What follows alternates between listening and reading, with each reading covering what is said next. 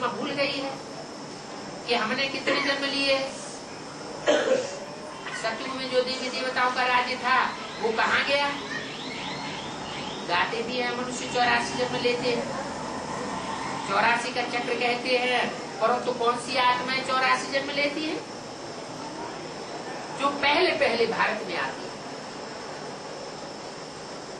जब सृष्टि की आदि हुई थी तो सृष्टि के आदि काल में, सतयुग के आदि में जब आदि सनातन धर्म की स्थापना हुई थी या पुनरुत्थान हुआ था,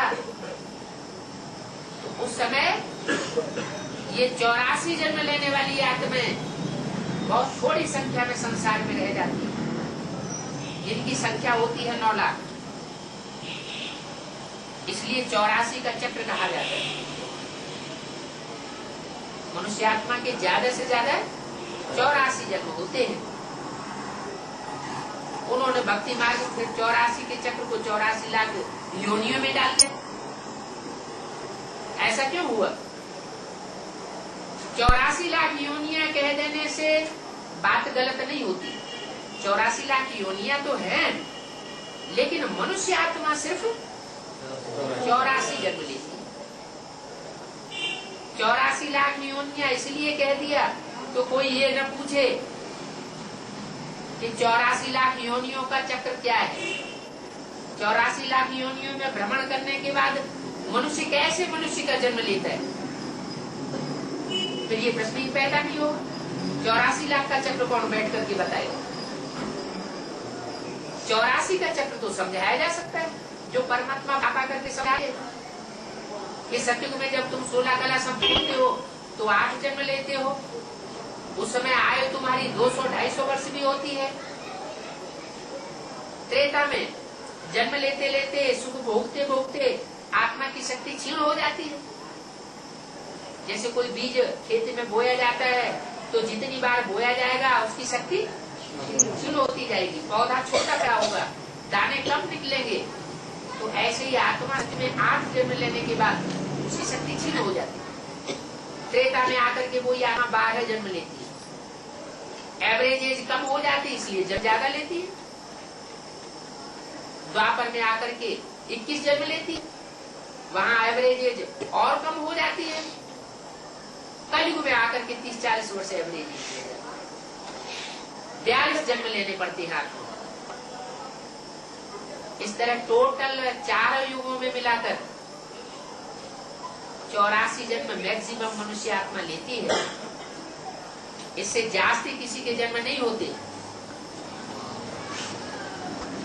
जो 84 जन्मों में भ्रमण करने वाली विशेष आत्माएं हैं, वो 9 लाख आत्माएं स्पेशल आत्माएं,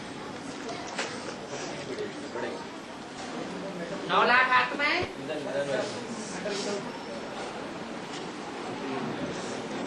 आदि से सृष्टि पर आती है, जिनके द्वारा आदि सनातन देवी देवता धर्म का फाउंडेशन लगाया जाता है। उस समय सृष्टि पर और कोई दूसरा धर्म नहीं होता। कोई भी दूसरे धर्म का फाउंडेशन लगाने वाली आत्माएं भी नहीं होती है। जब दूसरा जन्म शुरू होगा सतयुग का, तो चौथाई कला कम हो जाएगी। उस समय दूसरे धर्म का फाउंडेशन लगाने वाली आत्माएं भी सतयुग के आदि में प्रवेश होती है, लेकिन वो अपना प्रभाव नहीं दिखा सकती, क्योंकि वो आत्माएं भी राजयोग सीख करके राजयोगी बनकर के श्रेष्ठ देवताओं की लिस्ट में आ जाते हैं। 84 का चक्र कहा जाता है, लेकिन सब तो 84 के चक्र में नहीं आते। कौन सी आत्मा 84 जन्म लेती है?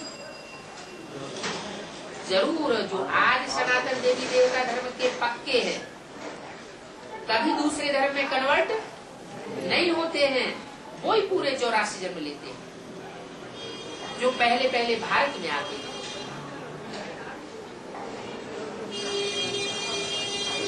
देखिए देवी देवता है, देवी देवता धर्म के पक्के फिर 84 जन्म भोग कर अंत में अपने को हिंदू पतित भ्रष्टाचारी कहलाते हैं। गाते भी है, हे पतित पावन, आकर के हम पतितों को पावन बनाओ, तो सिद्ध करते हम पतित हैं।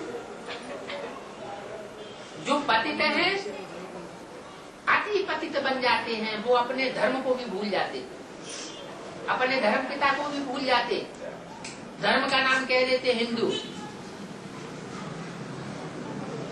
तो धर्म पिता का नाम क्या होगा? हिंदुस्तान। कोई देश के नाम पर धर्म का नाम पड़ता है? धर्म पिता के नाम पर तो पड़ता है। क्राइस्ट से क्रिश्चियन धर्म,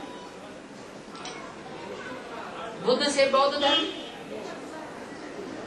मोहम्मद से मुस्लिम धर्म। तो जरूर कोई धर्म पिता होता होगा ना, हर धर्म का। तो आज सनातन देवी देवता धर्म का भी कोई धर्म पिता होता है। सनातन धर्म नाम दिया गया है, तो जरूर ब्रह्मा के जो 4 बड़े पुत्र माने गए हैं, मानसी पुत्र, उनमें जो सबसे ज्ञानी पुत्र है सनत कुमार, उसके द्वारा आज सनातन देवी देवता धर्म की स्थापना होती है। वो सनत कुमार नाम का जो बड़ा पुत्र है वो कोई और नहीं है, शंकर को ही सनत कुमार कहा गया है, जो योगियों का ईश्वर कहा जाता है। अब योगियों की उस ईश्वर 2-4 होंगे क्या? योगियों का जो ईश्वर होगा वो एक होगा या 2, 4, 6, 8 होंगे? एक तरफ योगी राज कृष्ण को भी कहा जाता है, दूसरी तरफ योगियों में श्रेष्ठ शंकर को भी कहा जाता है, और तीसरी तरफ सनत कुमार को भी योगीश्वर बता दिया है। तो आखिर योगियों का ईश्वर कौन है? ये तीनों अलग अलग नहीं है, एक ही व्यक्तित्व है जिसमें राम की आत्मा, कृष्ण की आत्मा, शिव की आत्मा प्रवेश करके कार्य करते हैं। जैसे कोई भूत प्रेत किसी मनुष्य में प्रवेश कर जाते हैं इकट्ठे, एक ही एक चोले में अनेक भूत प्रेत आत्मा इकट्ठी हो जाती है। ऐसे ही इस षष्ठ रूपी रंगमंच की जो शक्तिशाली आत्माएं हैं, वो एक चोले में संसार में प्रत्यक्ष हो जाती है। उसका नाम है परमेश्वर। उसके द्वारा ही देवी देवता सनातन धर्म स्थापन होता है।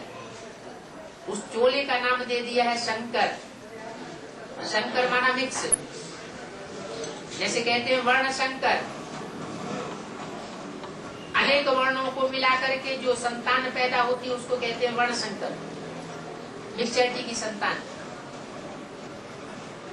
तो ऐसे ही परमात्मा बाप जब इस सृष्टि पर आते हैं तो रामकृष्ण की जो विशेष आत्माएं हैं, उन विशेष आत्माओं को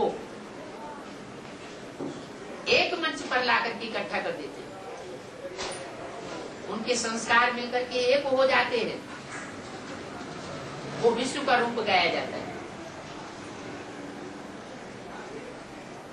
एक राम की आत्मा, उसकी सहयोगी आत्मा सीता, दूसरी कृष्ण की आत्मा, उसकी सहयोगी आत्मा राधा, जिनके संगम युग में आकर के कलयुग के अंत में नाम पढ़ते हैं।